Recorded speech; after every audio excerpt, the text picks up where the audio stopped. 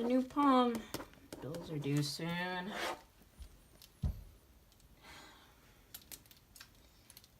Ideas. What to write about.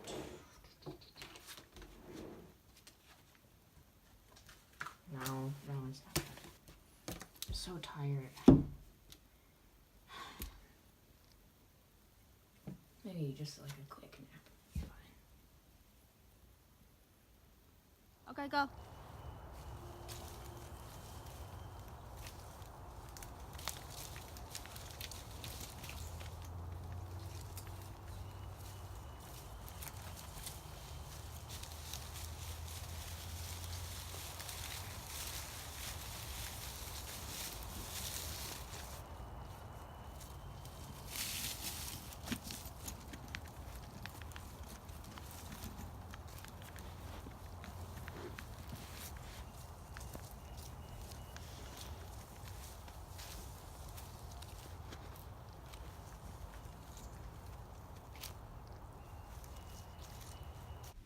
Is there anyone there? Said the traveler, Is there anyone there? knocking on the moonlit door. And his horse in the silence tramped the grasses of the forest's ferny floor.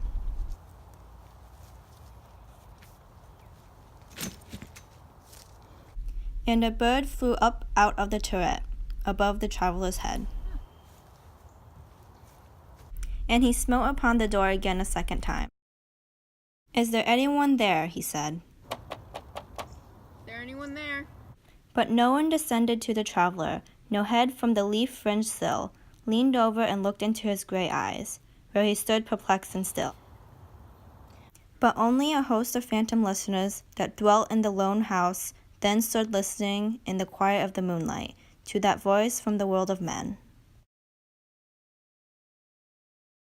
Stood thronging the faint moonbeams on the dark stair that goes down to the empty hall, hearkening in an air stirred and shaken by the lonely traveler's call.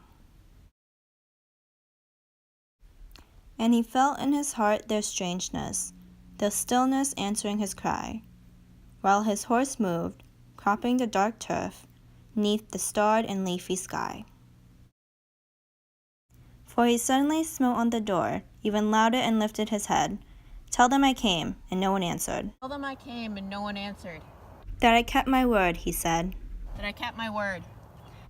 Never the least stirred made the listeners, though every word he spake fell echoing through the shadowiness of the still house. From the one man left awake, aye, they heard his foot upon the stirrup, the sound of iron on stone, and how the silence surged softly backward, when the plunging hooves were gone.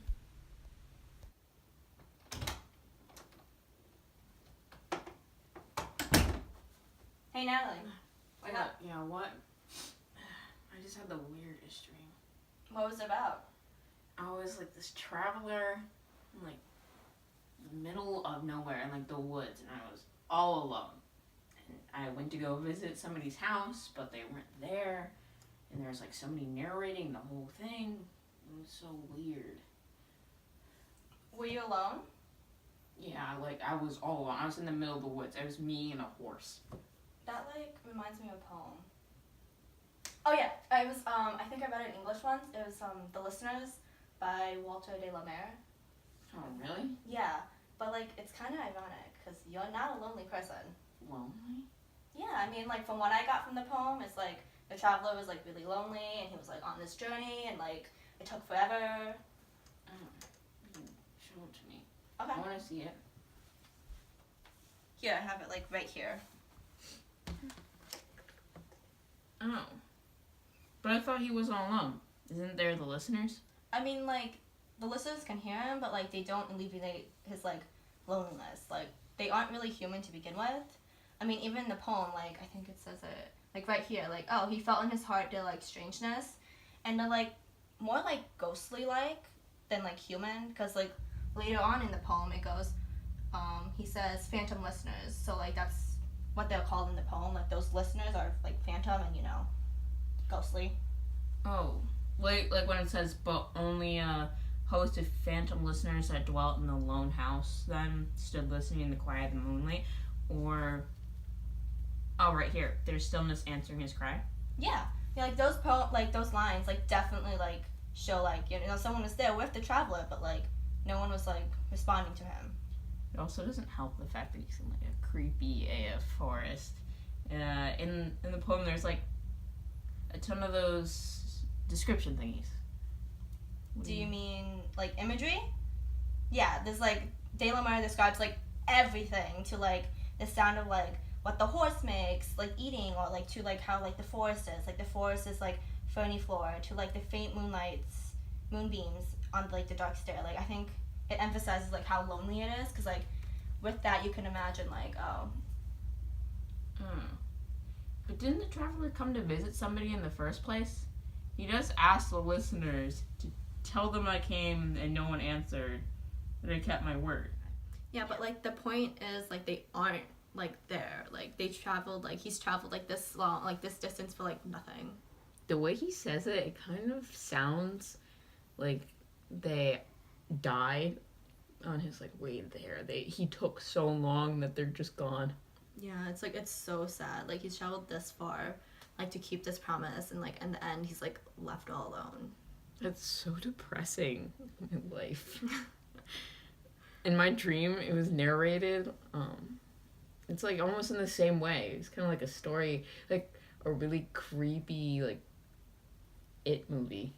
Yeah, like I think it was like a narrative poem, and like I think they like La Mare did that on purpose to add like this lonely and like kind of depressing and like dark, uncertain like tone for the whole poem.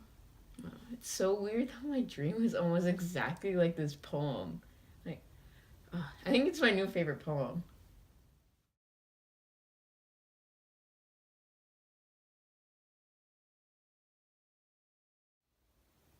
Go.